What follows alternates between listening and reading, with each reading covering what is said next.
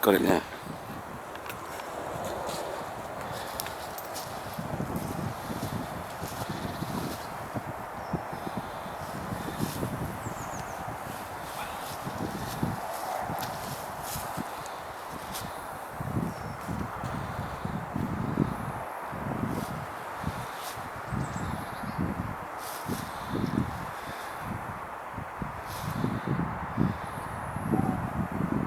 Right, ladies and gents, as you know, I'm a bit of a solo opera.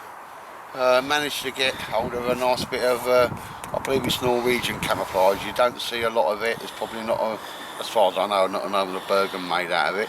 But this literally has been scratch made, handmade by me, well, just because I like the camo. And Elliot Rugged Designs, he shot me a bit of the material. Right, ladies and gents, I just wanted to make my own Bergen. This one I thought I'm not going to do any flashy innovations on it, just stay with what I know works, and certainly works for me. And if you're building something for yourself, you build it how you want it. Right, ladies and gents, all the furniture on it is military grade, all the strapping, everything I hear is military grade. It's even got British Army roll mat on the inside, the padding. And as we can see, mesh there, bit of ventilation, a bit posh, doing the old, like, it's not like, it just helps ventilate it and keeps it all in place, ladies and gents. But that's British Army roll mat in there. Now I know of old, there's British Army roll mat in here as well, that thicker, wider is a lot better than thicker. So that's how I've made me shoulder straps, and all securely sewed on there.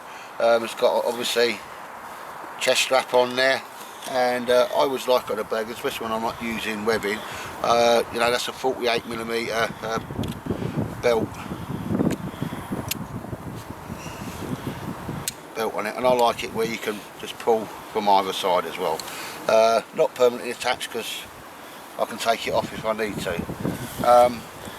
Now up there I've got some compression straps and that as well, so it pulls it up and away from you and helps counterbalance on the Bergen, and I very much like them. You don't see them on all Bergens, but I certainly do like them.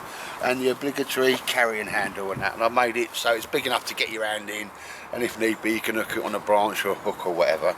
But yeah, right, so everything's military grade there. Nice wide shoulder straps and so forth. And when I bring you back, I'll turn it round and you can see the back of the Bergen. Right, ladies and gents, here we can see the rather kinky, sexy, but very alley camouflage on that, really. I'm not into camouflage too much now because I'm not a soldier, but when I saw that I just thought, very nice, very nice.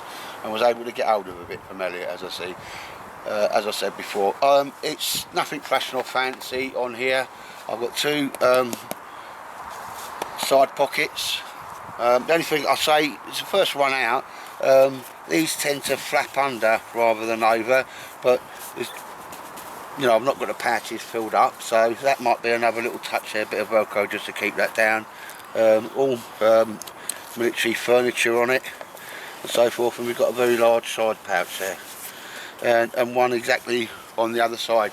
Now when I build these things, I always put a pocket for a pocket and put it on the inside, ladies and gents, and there we go there. That's for my knife and my silky saw and that type of stuff, so I can get to it easy. And like I say, everything in there is rigged for winter. Everything's in dry bags in here. And the one on the other side, I didn't want these zip on and off.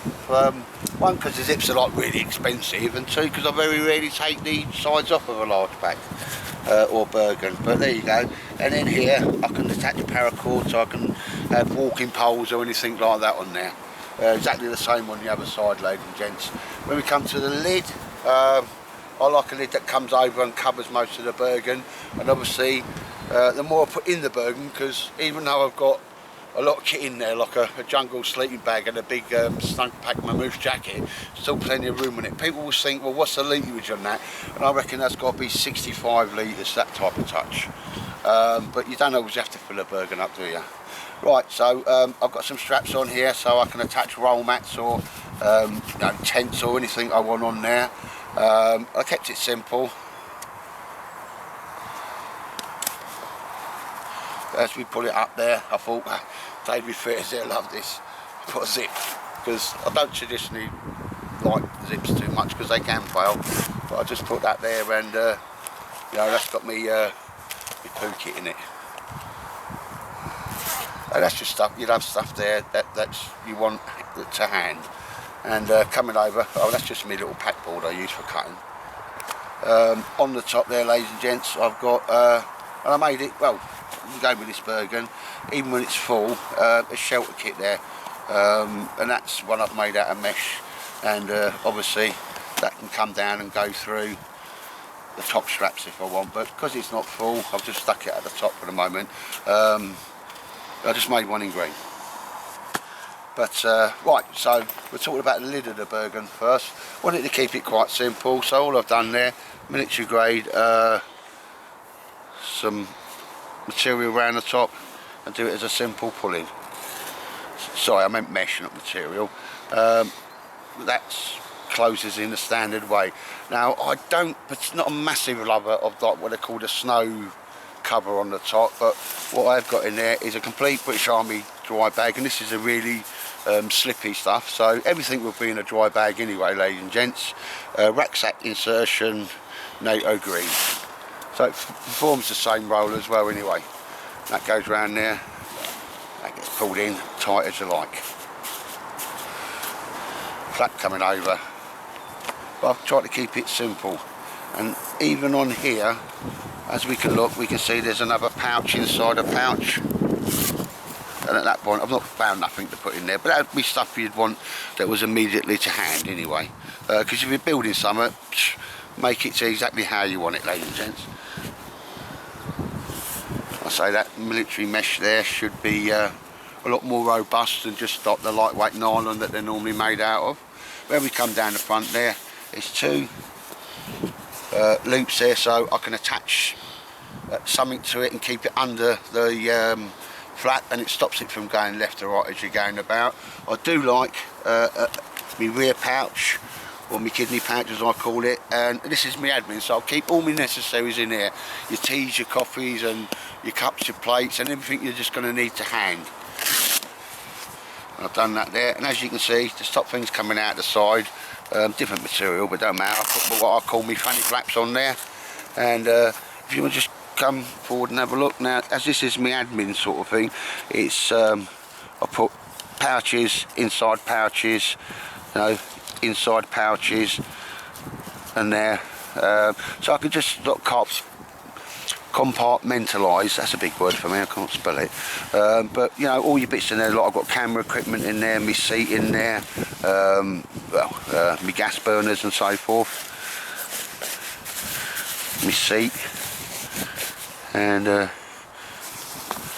just so nothing comes out the side, put the flame flaps on, and I thought, you know, just have it Velcro closing. Now normally what I like to do is take it so that can come on and off, and I just thought don't make it any more complicated than it needs to be, because I like to have it Velcro on and Velcro off, ladies and gents. But there's the rear pouch. It turned out a little bit wider than I envisaged, but that's great, that's fine, because once I get all my kit in there, there's still room for anything you want to throw in there for the day. And when we come around this side, ladies and gents, we can see there's another pouch. There's a 2 litre water bottle in there and all sorts, ladies and gents, and it's got plenty of room. Probably fit a half-size decent sleeping bag in there. Certainly a warm jacket and so forth. And at the bottom of that, there is a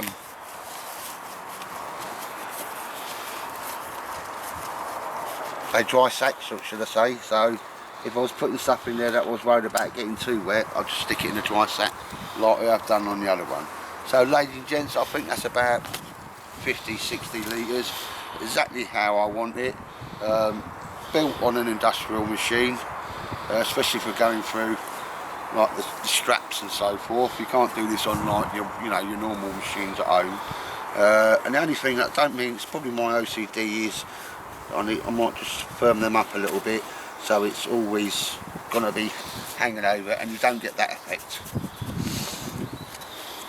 Probably easier to just draw cord to the top of the pocket, ladies and gents. Yeah, so I think this is Bergen number 4.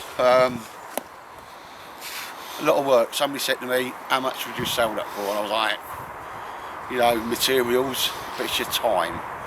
And the aggravation of doing it. It's okay if you're doing it for yourself or just a one-off for somebody. I do a bit of sewing up for the lads that I hang about with, obviously, but I wouldn't know what to charge, and I think it's the time that it would take and the aggravation that would put the cost up a bit, if you know what I mean. But when you start making your own kit, you do realise if you're buying something bespoke, it's not going to come cheap. Right, ladies and gents, so that's the Mac Petition Bergen there. Sorry, it's my sniffly nose. You know, I'll take a point in that because there isn't that many people making their own Bergens, and I'm quite happy with this one thus far. Loving the camouflage on it. Very different, very alley, and alley saves lives. Right, ladies and gents, so there you go. People said, you know, do a little film on that, Ed. I'd like to see what you've done it and made of it. Have a little more around patching that as well. Even that sort of fits in with the camouflage theme, doesn't it? So, ladies and gents, I've kept it as simple as it needs to be, no more complicated than it needs to be, and I think you'll be seeing me using this a lot now. Yeah, I really am loving this Bergen. So on that, thank you very much and take care.